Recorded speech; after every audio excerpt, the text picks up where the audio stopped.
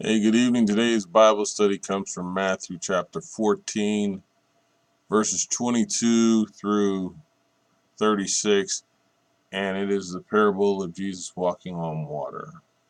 And I probably won't break it down just because it is the miracle that he created. Immediately, Jesus made the disciples get into the boat and go on ahead of him to the other side while he dismissed the crowd. After he had dismissed them, he went up on a mountainside by himself to pray. Later that night he was there alone, and the boat was already a considerable distance from land, buffeted by the waves because the wind was against it. Shortly before the dawn, Jesus went out to them, walking on the lake. When the disciples saw him walking on the lake, they were terrified. "It's a ghost," they said, and cried out in fear. But Jesus immediately said to them, "Take courage, it is I. Don't be afraid." "Lord, if it's you," Peter replied, "tell me to come to you on the water." "Come," he said. Then Peter got down out of the boat, walked on the water, and came toward Jesus. But when he saw the wind, he was afraid, and beginning to sink, cried out, "Lord, save me." Immediately Jesus reached out his hand and caught him. "You have little faith," he said. "Why did you doubt?" And when they climbed into the boat, the wind died down. Then those who were in the boat worshipped him, saying, "Truly you are the Son of God." When they had crossed over, they landed at Gennesaret, and when the men of that place recognized Jesus, they sent word to all the surrounding country. People brought all the sick to him and begged him to let the sick just touch the edge of his cloak, and all who touched it were healed. If you look at this passage here, the main thing is Jesus was being Jesus and he was walking on water. And we call upon the Lord as Peter did.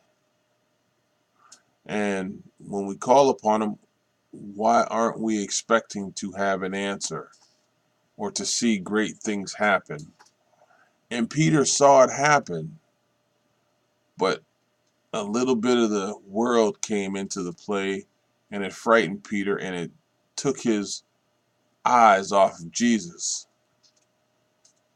You know, when it says he saw the wind, it was the wind, but when we take the things of the world, we take our eyes off of the Lord. And he was afraid and beginning to sink, cried out, "Lord, save me." Now, the great thing about the Lord is immediately Jesus reached out his hand and caught him.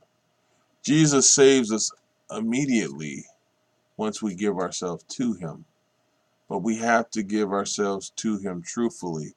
And don't be afraid when he answers your call, because you were expecting him to answer your call because you went to him in faith.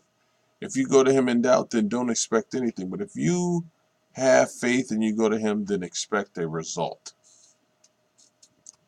And then he asked him and said to him, "First, you have little faith. Why did you doubt?" Why did you doubt? It's almost like he's being slapped twice, because he said, "You have little faith." He said, "Why did you doubt?" First of all, you had little faith and you see me, but you doubted and you were physically doing what you asked to do. You know, it's like when you ask the Lord to do something for you and he does it for you, and while you're doing it, you start getting nervous or you get afraid. But you asked for it and he gave it to you, and now you doubt. Don't doubt. It's there. It's in your life. Do it. Be strong and confident. And then it just tells you at the end, when Jesus landed at Gennesaret, when they saw who Jesus was, they came to him. And it says people brought all their sick to him and begged him to let the sick just touch the edge of his cloak. We heard that before. Remember the woman and the virtue has left me?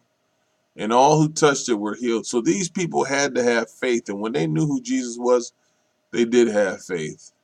They knew who he was and they had faith. And when they touched him, they all were healed. Have faith in the Lord. He will answer your prayers. He will carry you through.